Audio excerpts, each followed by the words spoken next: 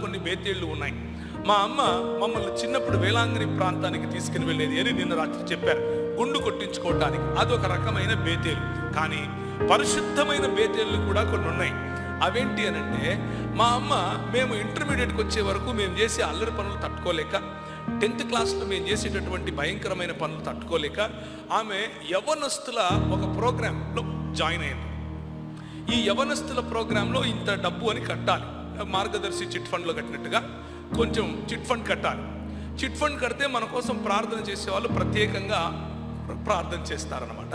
మనకు బర్త్డే వచ్చినప్పుడు ఫోన్ చేసి హ్యాపీ బర్త్డే చెప్తారు. ఇది ఆ ప్రోగ్రాంకి ఉన్నటువంటి మెయిన్ కారణం, లేకపోతే మెయిన్ ఉద్దేశం అనమాట. మా అమ్మ ఏం చేసేది అని అంటే, ఒకానొకసారి ఉదయాన్నే లేచిన తర్వాత మా అమ్మంది, ఒరే లేరా మనం పోతున్నామంది. ఎక్కడికి మా అని అడిగాను.